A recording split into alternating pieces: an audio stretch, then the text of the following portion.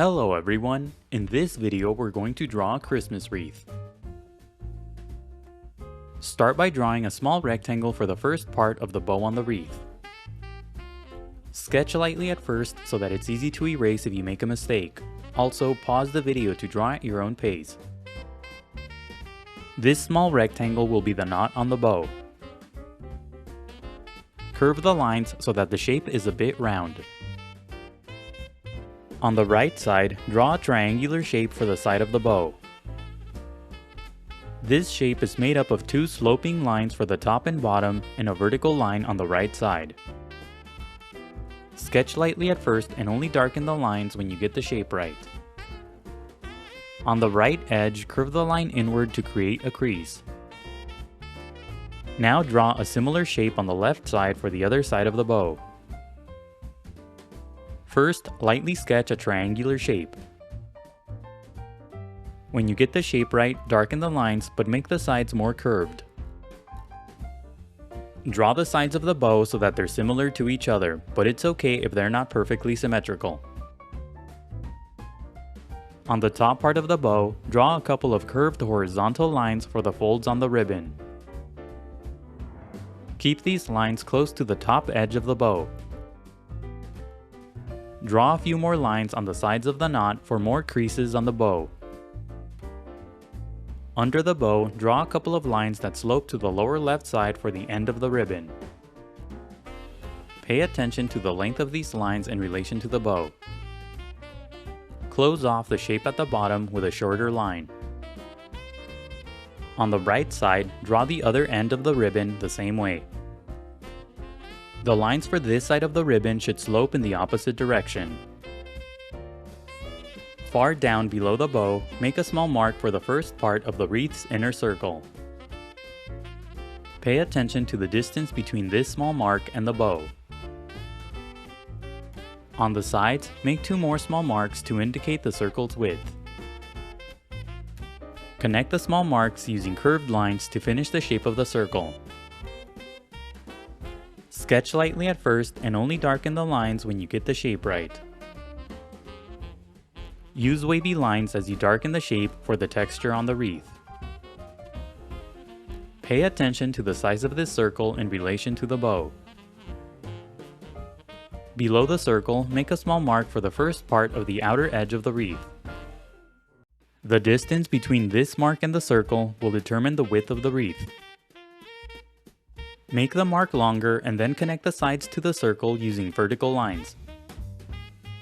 This rectangular shape is the ribbon that holds the wreath together. Draw more lines at the top to indicate more of the ribbon that holds the wreath together. The shape on top of the bow should be similar to a small rectangle. On the left side, make a small mark to indicate the side of the wreath.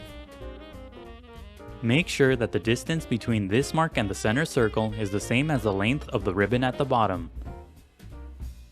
Extend the sides of the mark and then connect the line to the center circle to form a rectangular shape. Curve the top and bottom edges of the shape slightly.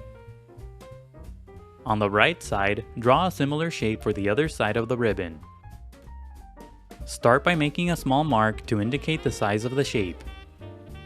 Then make the mark longer and connect the line to the center circle using curved horizontal lines. The shapes of the ribbons on the sides should be roughly the same size so that the outer edge of the wreath is even. Now connect the outer edges of the ribbons using curved lines to finish the circular shape of the wreath. Sketch lightly at first so that you get the circular shape right.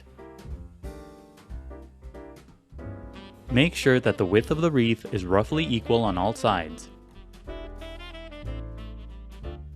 When you get the circular shape right, darken the lines. Use wavy lines as you darken the shape for the texture on the wreath. Break up some of the lines so that they overlap each other. Now decorate your wreath. Add a few circles inside the shape of the wreath for ornaments. Draw a small square-like shape on top of each ornament for the metal cap. Use circles of different sizes for the ornaments. You can draw as many or as few ornaments as you'd like. Now draw clusters of tiny circles throughout the wreath for berries. Group the berries into small clusters of 2 or 3. You can decorate your wreath differently if you'd like. You can add leaves, lights, pine cones, or any other decorations. Now go over the final lines with a pen, a marker, or any other type of permanent ink. The next few steps are sped up so that the video won't be too long. Take your time and be careful when you ink your drawing to avoid any accidents. When the ink dries, erase the pencil drawing. Now color your drawing using colored pencils, markers, crayons, or anything else. And that's it for the Christmas wreath. Don't forget to pause the video to draw at your own pace. Also, please visit EasyDrawingTutorials.com where every step of this tutorial is broken down into an individual image. If you enjoyed the video, please leave a like and a comment. Also subscribe for more videos in the future. Thank you for watching, and until next time, keep drawing.